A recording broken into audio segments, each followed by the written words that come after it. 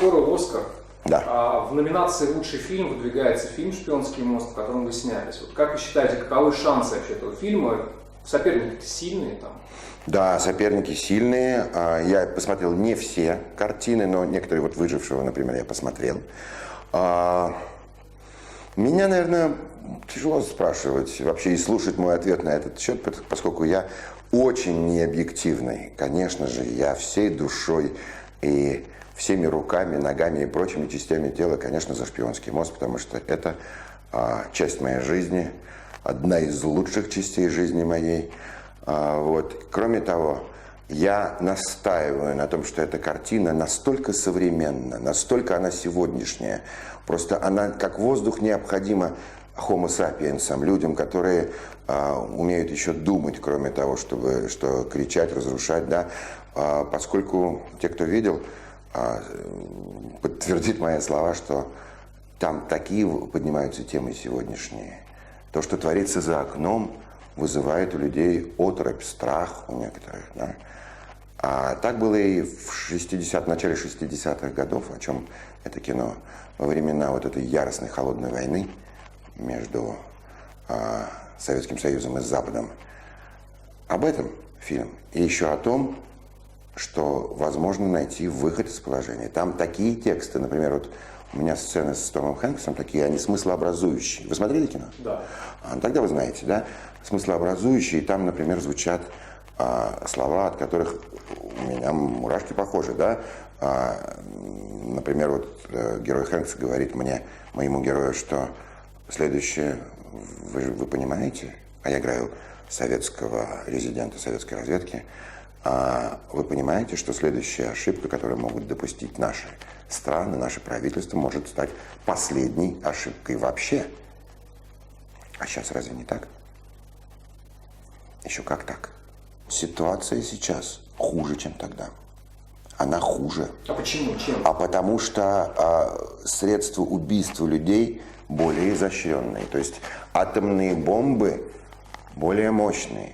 Средства ведения разведки, это вот эти беспилотники и прочее. То есть вот средства для убийства, да, ведь оружие, это, в общем-то, это история человечества, история развития средств убийства человечества, да, то есть раньше могли быть такие войны, потому что не было атомной бомбы, а сейчас она есть, и она более, вы понимаете, средства убийства, уничтожения, они более изощренные, более современные, чем 50 лет назад. Да?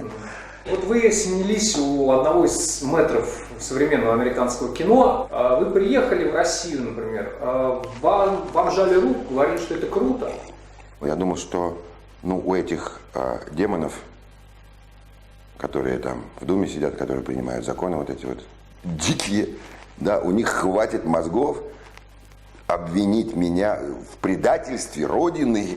Я даже думал о том, что, черт возьми, меня вот сейчас того и гляди, эти придурки обвинят в том, что я снялся у американца. Да плевать, что на них, кто они такие вообще? От них не останется даже от этих крикунов не останется даже воспоминаний. История и вообще жизнь, Бог не фраер, ребята. Это кино на самом-то деле, Стивен Спилберг снял кино про советского героя, про могучего человека. И про могучего человека, конечно, Донована, про то, что вот эти два человека, которые не имели отношения к власти, наоборот, они остановили, они развязали в каком-то смысле, да, этот узел.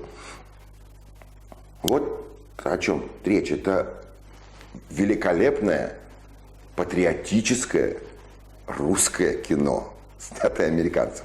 Видимо, не все в России это поняли. И я ему об этом говорил, Спилбергу. Я говорил, что, Стивен, мне так приятно, что здесь, так сказать, мы представлены не как какие-то карикатурные уроды, там, вечно пьяные, тупые, и грязные, да, с молотком в руке, а как достойнейшие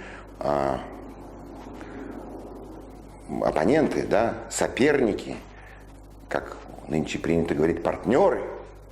Вот это мы партнеры.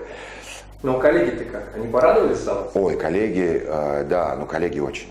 в моей жизни это огромное событие. А как это случилось? Вам позвонил Спилберг и сказал: Михаил, у меня есть роль для тебя, давай работать со мной. Это так в анекдоте. Я ему, кстати, тоже рассказал, что про тебя ходят анекдоты, что я, говорю, стал таким героем анекдотов. Ну, про то, что не, старик Спилберг, не могу, у меня елки. Декабрь. Кстати, именно вот в декабре-то я снимался. Прям вот в листах, прям такой анекдот. Ну да, он говорит, кстати, я ему рассказал этот анекдот, он похохотал, говорит, ну у нас что-то подобное есть. Нет, я прошелся, как я говорю, цивилизованно. И в Джеки Чану я попал также, и к 12 лет назад, в 13, в Джеймса Бонда попал также. Приходит тебе сцена, парочку сцен на компьютер, просто присылают слова, буквы, листы бумаги со сцены. И говорят, вот, пожалуйста, разберите сами, снимите, да, отработайте эту сцену, снимите на видео, на какое угодно, на телефон, на что угодно, и пришлите. Так и было. А есть разница между съемкой там и съемкой здесь? Есть. Или разница есть между тем, у кого ты снимаешься, а не где ты снимаешься? Есть разница. Вроде и камеры одинаковые такие, да, и все одинаковое, да, то, что у нас есть блестящие операторы, блестящие профессионалы. А кино почему-то не получается. Там невероятно скрупулезно, тщательно и долго готовятся, там вот период подготовки. Вот у нас с этим плохо. И, конечно, там нет такого безумного, яростного воровства. Там, ну, может быть, я не знаю, может быть, там тоже что-то тырят, но я думаю, что там пытаются заработать. Вот в чем у нас проблема-то? Но дело-то в том, что это не только в кинематографии. У нас везде тырят. И это самое страшное. Понимаешь? Это национальная черта наша? Черт его знает. Ну смотри, там не тырят, вот понимаешь, бюджет не пилят, не тырят. Там пытаются вот сделать максимально, потом продать и заработать, и там уже заработать. А у нас все, вот пришли те деньги, 100 рублей, 50 рублей сразу забирают, половину сразу уносят. И забудь о них. Следующую половину делят пополам, на половину этой половины, то есть на четверть снимая кино, а еще одну четверть попридержат. Если у тебя вот этой четверти, вот этих грошей не хватит, то из этой четверти мы, может быть, тебе, значит, денежек-то доложим. А про эту половину уже все забыли давно, все. Она даже не обсуждается. А вы не чувствуете, что вы сейчас в меньшинстве с такой позицией? Мало того, что я чувствую, что я в меньшинстве, я понимаю, что в этой борьбе, в этой войне мы проиграем. Я это понимаю, осознаю. Но это не значит, что не нужно сражаться. Слушайте, ну сейчас все объясняют, что Америка во всем виновата. Они ребята, и говорят, что Америка во всем виновата. Ну да, это американцы у тебя в подъезде нагадили, написали прекрасные слова на это самое. Это американцы разворовали, там, я не знаю, он мост построили, он потом рухнул. Все американцы, украли лампочку в твоем теле. Зайди в общественный туалет. Это американцы приехали, насрали. Это все они. Ну, ребята, я даже думаю о том, что в связи с тем, что здесь сейчас, я так понимаю, родная страна в моих услугах не особенно нуждается, то я даже задумываюсь о том, что нет ли смысла поехать там на годик, на другой, попреподавать, поставить там спектакль, поработать артистом. Хотя мне этого очень не хочется. Вот, собственно говоря, да, давайте еще. Еще есть вопросы? Можно последний, но самый главный вопрос. Давайте. Как инсайдеру американского кино. Получит ли Лео Ди Каприо в этом году Оскара? Леонардо Ди Каприо настолько могучий артист, блистательный, что я думаю, что если он даже ему дадут, то надо бы ему отказаться, сказать, ну и забирайте меня. Круто было бы, знаешь, сделать Оскара с лицом, ну как бы фигуры Леонардо Ди Каприо, чтобы... Ну вот, нет у Ди Каприо Оскара. А может уже и не надо, он Ди Каприо.